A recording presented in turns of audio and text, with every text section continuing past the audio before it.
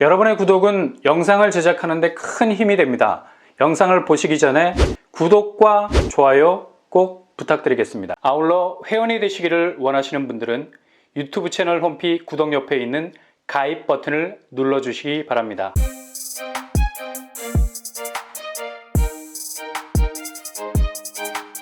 안녕하세요. 뻔뻔한 목덕방입니다. 한국은행이 오늘 발표한 금융안정보고서 상당히 의미하는 바가 큽니다. 일단 최근 대형 건설사 워크아웃 소식을 애써 금융권에 대한 영향이 제한적이라는 표현으로 에둘러서 말은 하고 있지만 그만큼 부동산 시장 자체의 불확실성이 가시적으로 볼 때 더욱 커졌다는 반증이죠. 시그널, 상반기는 무조건 신호로만 해석이 됐는데 지금은 스타트, 하반기는 무조건 일이 시작이 되고 있고 우리 눈앞에서 터지고 있다는 게 문제죠. 항상 경제의 거시적인 부분을 얘기할 때 시그널이 나온다는 건 그만큼 그 신호를 제대로 수신하고 해석해서 대응 방안을 내놓을 수 있는 골든타임이 있다는 얘기고, 반대로 부동산 시장의 불안정성이 이렇게 신호로 그치는 것이 아니라 본격 시작이 됐다는 건 균열이 생기면서 뚝이 터지고 있다는 얘기인데, 이걸 가지고 그 파급 효과가 제한적일 거라는 전망, 너무 위기 대응 면에서 세이프존만 그리고 있다는 생각도 들고요. 아니 지금 쓰나미가 올라올지도 모를 급박한 상황인데 그 파급 효과로부터 안전할 수 있는 거리 제기만 하면 이건 더 위험해질 수도 있다는 얘기죠. 이렇게 다급한 상황에선 무조건 그 자리를 떠야 합니다. 소개령을 내려서 완전히 그 지역 자체를 비워야 하는데 어수룩한 대피소만 믿고 있다가는 그냥 한꺼번에 파도가 밀어버리는 대재난이 일어날 수도 있다는 얘기죠.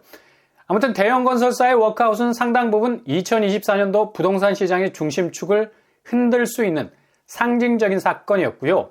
이게 건설업 랭킹 16위 아래는 과연 어떻게 버틸 수 있을까? 자금 내구성이 있을까라는 생각도 들고요.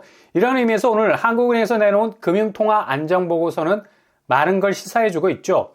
먼저 가계 전반의 소득 대비 채무 부담, 이게 제일 중요한 포인트라 할 수 있죠. 아무리 빚을 많이 져도 그만큼 빚을 진 주체가 그 부채를 쳐낼 만한 능력이 있다면 오히려 부동산 자가 발전기는 더욱 빠르게 돌아갈 수 있겠습니다.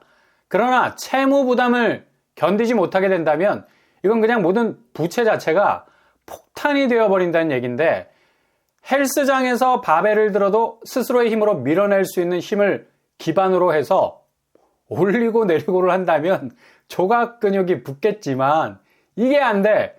도저히 그 무게를 감당하지 못하는 상태라면 그건 뭐 바벨이 아니라 사람을 죽이는 흉기가 되겠죠. 헬스에서 그렇게 힘쓰다가 골로 가는 사람들 여러 봤습니다. 가계부채가 채무 부담을 개선하지 못하는 상황이 바로 이런 거예요. 도저히 스스로의 힘으로 빚을 해결할 수 없는 상황. 바벨을 들어 올렸는데 그때부터 허리가 나가서 꼼짝을 못하는 거라. 이런 식으로 소득 대비 채무 부담 개선 추세가 아래로 내려간다면 상당 부분 부채는 위험이 커질 수밖에 없는 거죠. 처분 가능 소득은 증가하지만 동시에 가계 부채가 더 늘어나는 바람에 분자가 분모보다 더 커진 가분수, 한마디로 대갈장군이 된다는 거죠. 그러니 부채라는 밸런스가 깨지기 시작을 하는 거고요. 지금 우리나라 처분 가능 소득 대비 가계 부채 비율이 이렇다는 얘기입니다. 그러면 자연스럽게 따라올 수밖에 없는 게 바로 가계대출 연체율 상승이겠죠. 돈은 남의 힘을 빌려서 가져와서 이제 그 돈을 내 힘으로 갚아야 하는데 이게 안 되는 거야. 그러니까 힘의 밸런스가 깨지기 시작을 하는 거죠. 호랑이 등을 타고 단숨에 장애물을 넘었기는 했지만 목적지에 도착해보니까 나를 태워준 호랑이가 배가 고픈 거야. 무슨 일이 벌어지겠습니까? 이건 뭐 무슨 UFC 케이지안도 아니고 그냥 혈투가 벌어지겠죠. 당연히 야수를 이길 사람 없습니다. 힘이 딸리니까. 빚이 그런 겁니다. 그 등에 올라타면 불가능하게 보이던 집들이 다 내 발 아래로 굴러들어와. 세상을 다 얻은 것 같지? 근데 그렇게 집을 사고 난 이후가 더 문제라는 거. 나는 그 돈을 갚을 힘이 없는 거예요. 그러면 그때부터 그 집은 그냥 호랑이 우리가 되는 거죠. 엄청난 원금, 이자의 이빨이 나를 물어뜯기 시작하는데 결국 만신창이가 돼서 경매로 넘어가고 공매로 팔리고 그 집을 놓쳐버리게 되는 거죠. 지금 가계대출 연체율이 상승한다는 게 바로 이런 지표거든요. 연체율 상승이 높아진 금리 수준, 채무 부담 상환 정도가 상대적으로 더 늘어난 취약층을 중심으로 나타난다고 하는데, 이거 거의 상반기 대출은 전 국민이 크레이지 모드로 돌진을 했기 때문에 취약층부터 이런 구멍이 생기기 시작을 한 거고, 연말을 지나서 내년 2024년도까지 넘어가면서 집값이 40% 이상 폭락을 이어가면 단지 일정한 계층에서만 벌어지는 비극이 아닐 수 있다는 겁니다.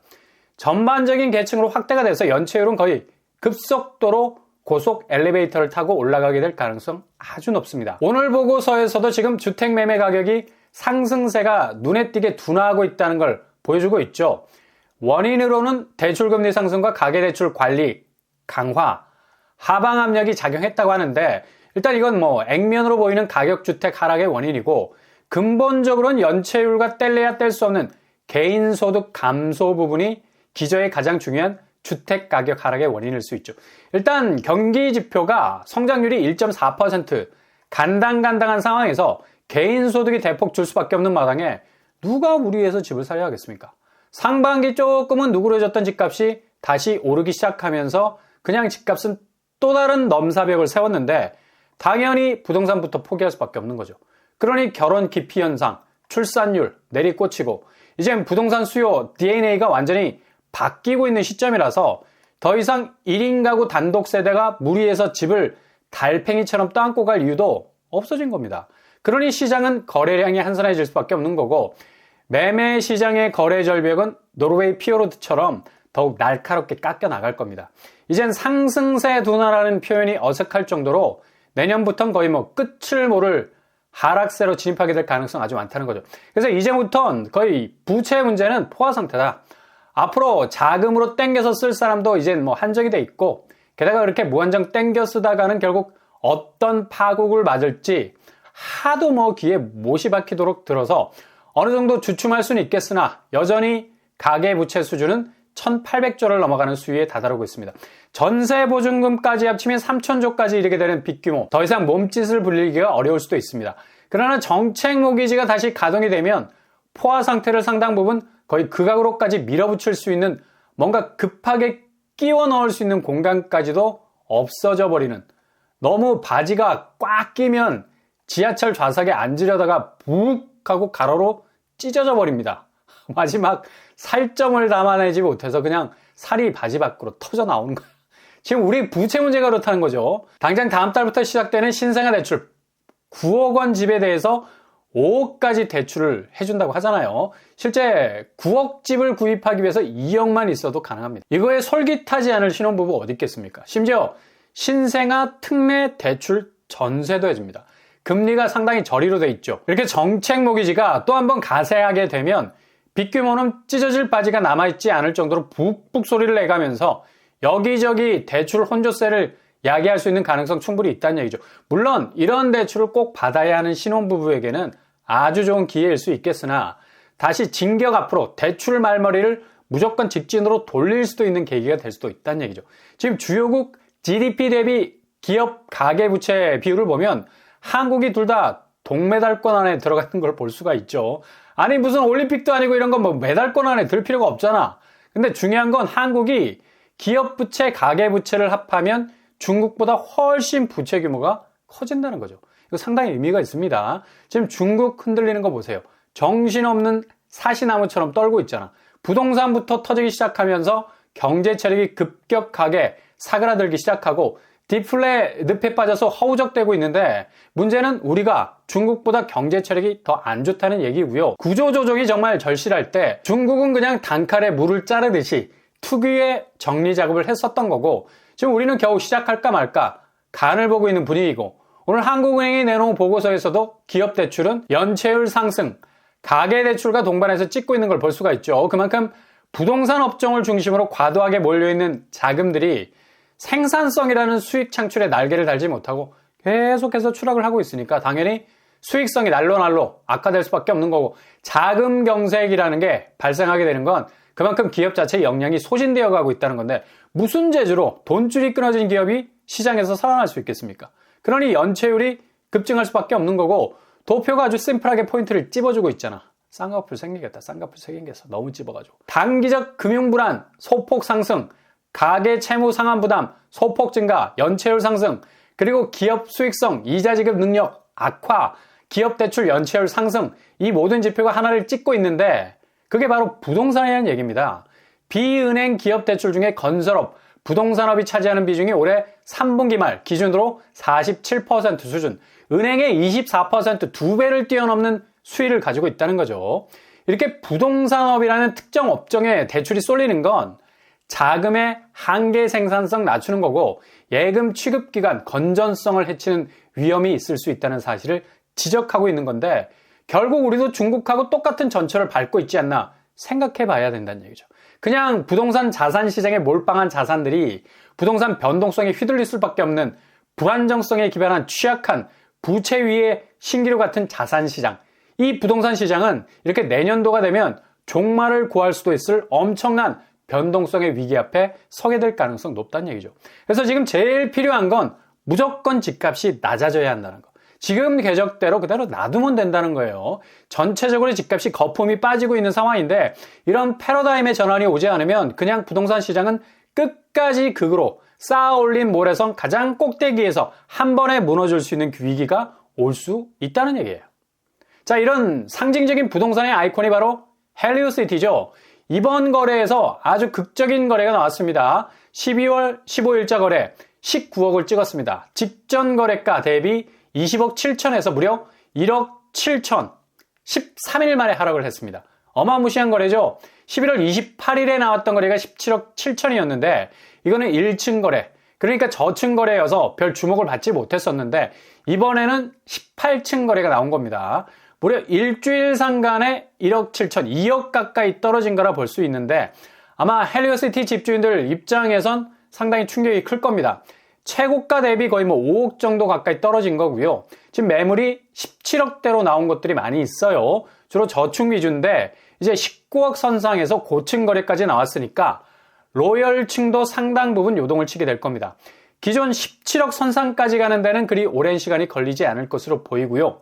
매물도 800채가 넘는 수준에서 나와 있는데 아마 급증하게 될 것으로 보입니다. 이렇게 지금 헬리오시티가 한 주 만에 1억 7천이 빠진 건 지금 송파구 집값 시세가 만만치 않게 떨어지고 있기 때문이죠.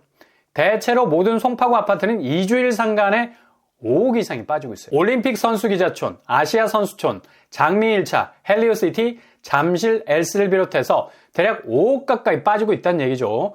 송파구가 서울 집값의 풍향계 역할을 하고 있기 때문에 그중 가장 중심에 있는 헬리오시티가 이런 모습을 그대로 재현을 하고 있다는 얘기입니다. 이렇게 지금 우리나라 자산 가치가 부동산 한 곳에 몰려 있다 보니까 지금처럼 부동산 위기가 찾아오기 시작하면서 여기저기서 집값이 그대로 흔들릴 수밖에 없는 모습이 그대로 여과 없이 드러나게 된다는 얘기죠. 이번에 헬리오시티가 19억 선상에서 로열층이 거래가 됐다는 건 상당 부분 지금 내년으로 가는 하락세 증가 추세에서 볼 때 아주 의미 있는 하락세라 볼 수 있겠고요.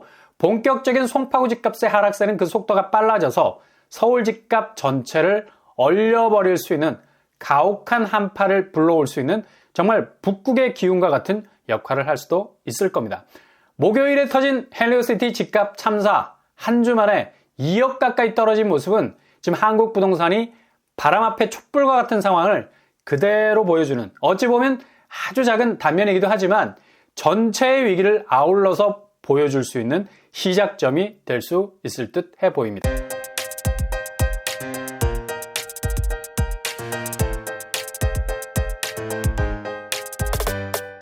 오늘의 부동산 캐리커처, 한국은행이 오늘 발표한 금융동향보고서 내년도 집값의 추이가 어떻게 진행이 될지 그리고 한국 부동산의 운명이 어떤 식으로 전개가 될지를 미리 보여주는 선제 지표와도 같은 보고서죠. 가계부채 증가와 연체율 증가, 기업부채 확대와 연체율 상승이라는 동반 현상은 결국 실거래 현장에서 매매 시장의 아파트들이 상당 부분 엄청난 가격 하방 압력을 받는 기폭제가 될 것으로 보이고요. 그동안 신호라는 시그널만 느낄 수 있었는데 실제로 위기가 터져나오는 사건들을 두 눈으로 목격하게 되는 일도 벌어지고 있습니다. 헬리오시티가 얼마나 하락할 수 있을 것인가, 이것도 관전 포인트가 될 수 있을 것 같습니다. 오늘 터진 집값 추이의 결과를 잘 보고 준비하시면 될 것 같네요. 오늘도 응원합니다. 여러분의 길이 꽃길만 되실 수 있길 바랍니다. 이상으로 뻔뻔한 먹도빵을 마치겠습니다. 구독과 좋아요 부탁드립니다. 감사합니다.